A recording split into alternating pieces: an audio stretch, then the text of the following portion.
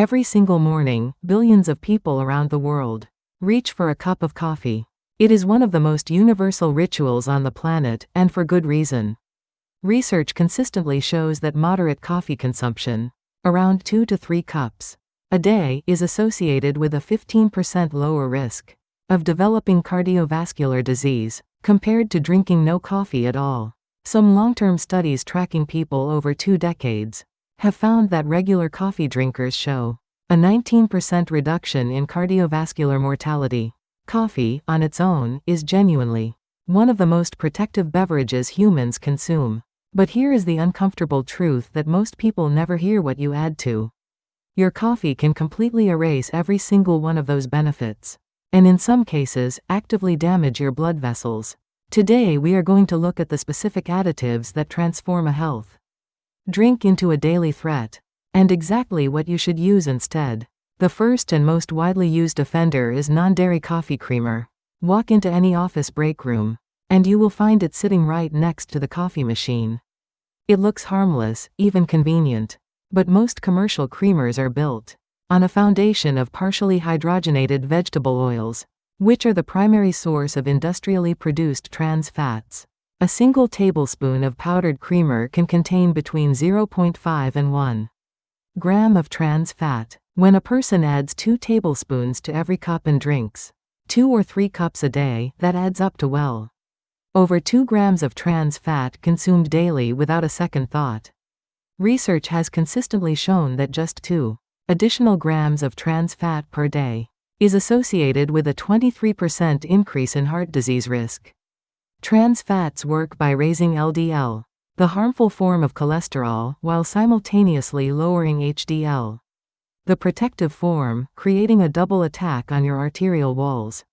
Over time, this leads to chronic inflammation inside blood vessels, accelerating the buildup of arterial plaque and stiffening the vessel walls that need to remain flexible to regulate blood pressure effectively. The second dangerous additive is refined sugar, and this one catches people off guard because it feels so natural and familiar. A large-scale prospective cohort study published in 2026, drawing on data from over 173,000 participants, found something striking.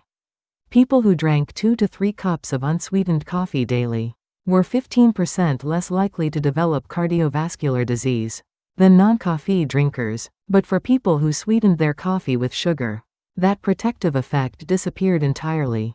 There was no significant cardiovascular benefit. The average sugar-sweetened coffee drinker adds about 1.1 teaspoons of sugar per cup. Multiply that across 2 or 3 cups and across 365 days. And the cumulative glucose load hitting your bloodstream every year is enormous. Repeated blood sugar spikes trigger insulin responses that, over time, damage the inner lining of blood vessels. The endothelial cells that keep vessels smooth and functional become inflamed and dysfunctional, reducing vascular elasticity and increasing the risk of hypertension, coronary artery disease, and stroke. The third problematic addition is butter or heavy cream, often consumed as part of so-called bulletproof coffee or high-fat coffee blends. While the idea behind this trend is to provide sustained energy through dietary fat, the cardiovascular reality is concerning. Clinical reports have documented significant increases in LDL cholesterol and apolipoprotein B after regular bulletproof coffee consumption. In practice, 4 weeks of daily butter coffee can raise LDL cholesterol by approximately 18%. In susceptible individuals, LDL oxidation is one of the primary drivers of atherosclerosis, and regularly flooding your morning coffee with saturated fat accelerates that process. A 10% increase in saturated fat as a share of total calorie intake is associated with roughly a 17% increase in cardiovascular risk, and butter coffee can push people far beyond that threshold before they even eat breakfast. So what should you actually put in your coffee? The answer that science most clearly supports is nothing, or very close to it. But if you genuinely cannot drink black coffee, there are several evidence-backed additions that preserve or even enhance coffee's protective effects. A 1/4 teaspoon of Ceylon cinnamon, not the cassia variety, commonly sold in supermarkets, has been shown in clinical trials to reduce fasting blood glucose by up to 29%, and lower LDL cholesterol by around 27% over a 40-day period. Unsweetened cocoa powder added at about 1 teaspoon per cup delivers flavanols that have been shown to improve vascular elasticity by up to 33% in controlled studies. Unsweetened oat milk is another strong option, as the beta-glucan fiber it contains is associated with a 7 to 10% reduction in LDL cholesterol over 6 weeks of regular consumption.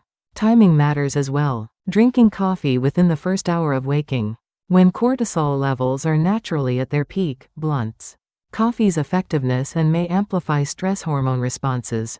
Waiting 60 to 90 minutes after waking before your first cup is a simple adjustment that maximizes the benefits. Cutting off coffee intake by early afternoon, generally before 2 p.m., protects sleep quality, and poor sleep is itself one of the strongest independent risk factors for cardiovascular disease. For the next 7 days, the challenge is straightforward. On day 1, read the ingredient label of your current creamer and identify whether it contains hydrogenated oils. On day 2, switch to a plant-based unsweetened milk alternative. By day 3, reduce your sugar addition by half. On day 4, try adding a pinch of Ceylon cinnamon. Day 5, push your first cup to 90 minutes after waking.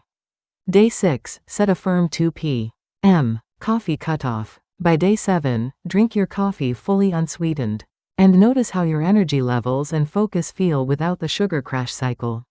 Coffee is not your enemy. The things people habitually add to it are. Your blood vessels cannot speak, but the science absolutely can. Make the switch, and give your cardiovascular system the protection it was always supposed to get from this remarkable drink. If any of the topics covered here apply to your personal health situation, please speak with a qualified healthcare professional before making dietary changes. This video is intended for general educational purposes only.